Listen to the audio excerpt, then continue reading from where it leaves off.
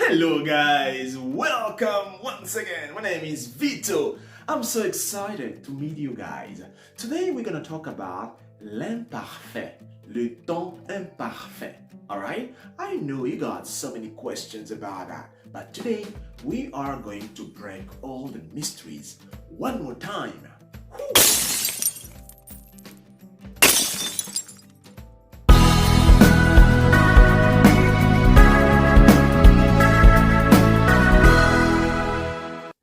Alright guys, we have been studying different topics in this channel.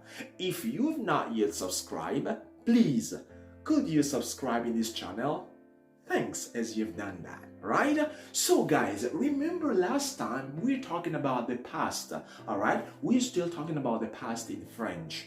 Now, the last video we talked about le passé composé, okay? If you haven't watched that video, please, I ask you to stop this one, go back to watch the video. It's gonna help you to clear or to clarify or to understand deeply these lessons, alright?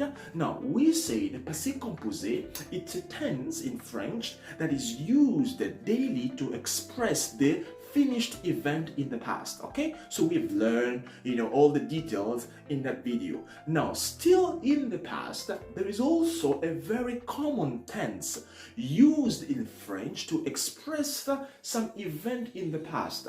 It's called l'imparfait, okay? L'imparfait. So we're gonna learn exactly what is the imparfait. So we're gonna learn two things. First, okay, when do we use that, okay, in real life in French, okay? And then we're going to talk about the formation, like how do we create that? How can we, compose l'imparfait?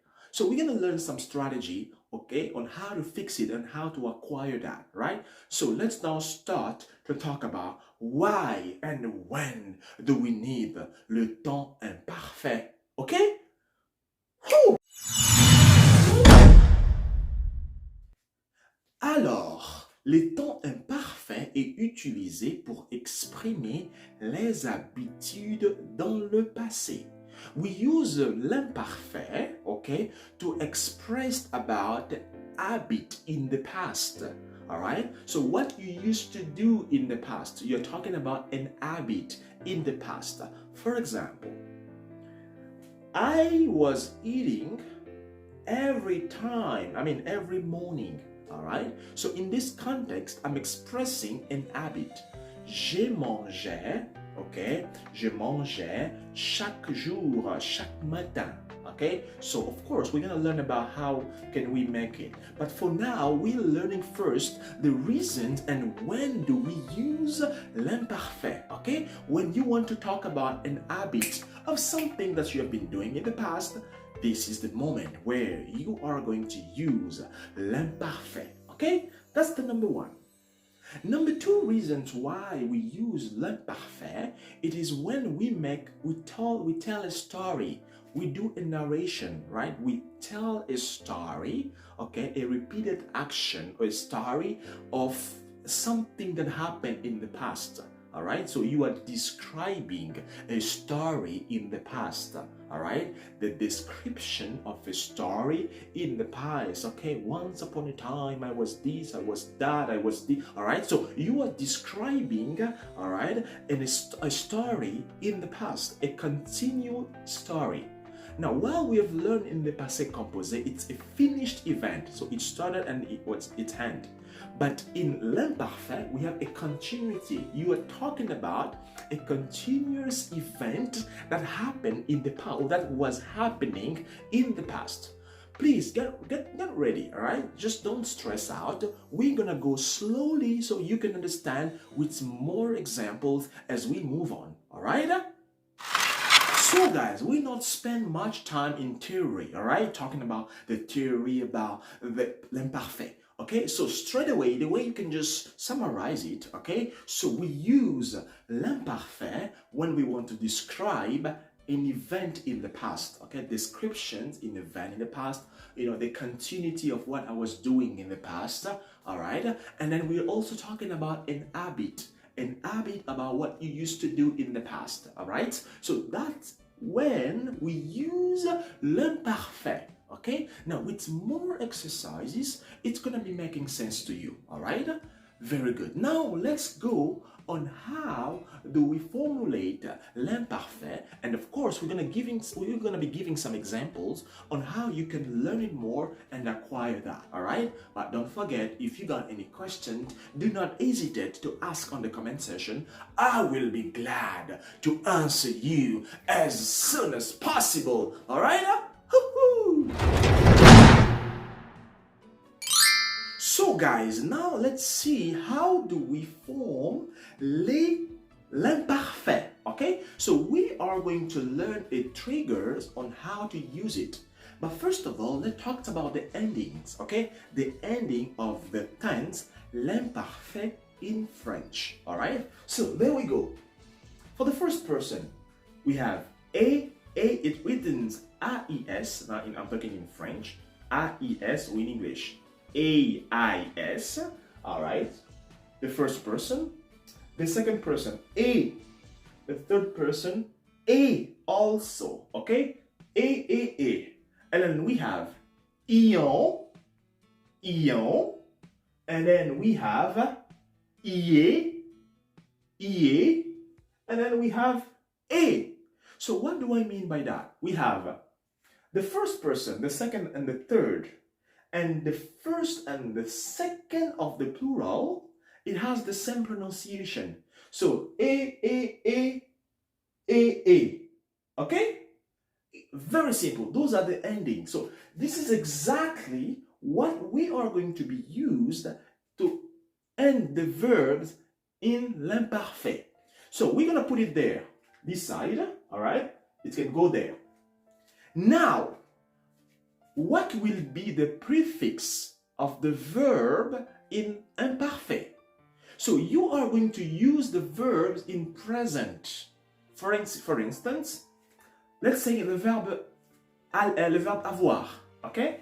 You see, the verb avoir is this one. I'm gonna take the first person in plural, all right? The first person in plural. I will remove the ONS. Then I will take the prefix. This is exactly the prefix that are going to be used, or is going to be used in all the person in imparfait. So what do I mean by that? When I remove avant, I will put it there. It will become, you see, j'avais, tu avais, il avait, elle avait, nous avions, vous aviez, ils avaient, elles avaient. All right? The first example. Let's go to another example.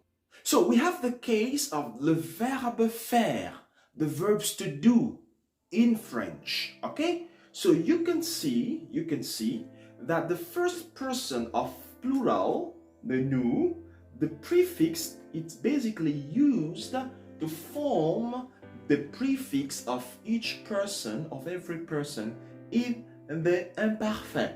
All right, so that's why we just use this trigger, okay, for you to remember how to form the verb in imparfait. Of course, we say that it's about 90% of verbs, okay? We also have some verbs which are irregular, okay, like le verbe to be, le verbe être, okay? It does not respect these things. But the majority, about 90% of verbs, you can use this trigger to remember how to make le verbe in imparfait. Let's go with another example. So we have le verbe chanter, okay, the verb to sing. As you can see, all right, nous chantons, that's the present, okay, but we use the same prefix to create the verbs in imparfait. Je chantais, tu chantais, il chantait, nous chantions, vous chantiez, il chantait, elle chantait. All right? Okay, as you can see from these next examples, j'allais au marché. All right, I was going to the market. Tu parlais des gens ce matin. Elle courait quand le bus est arrivé. Nous pensions aller à la plage. Vous étiez là ce matin. So if you can see those phrases, it's exactly respect the first rule we have learned in the beginning of the video. Remember? Talking about habit, all right? Or you are talking about something, an action that was happening in the past, all right? A continuity of something in the past, okay? And the habit, remember?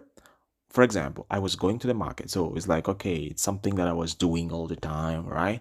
J'allais au marché, tu parlais des gens, all right? Now, in the next video, we're going to now see the difference, how to correlate that with the passé composé, all right? So that we can have all the complete forms. As you can see, for example, this phrase there, elle courait quand le bus est arrivé. Elle courait is imparfait. Mais le bus est arrivé, all right? That's passé composé. So we have passé composé and imparfait together, right? So we're going to learn again how to identify that together and, of course, how to use that in the common phrases, all right? Very good.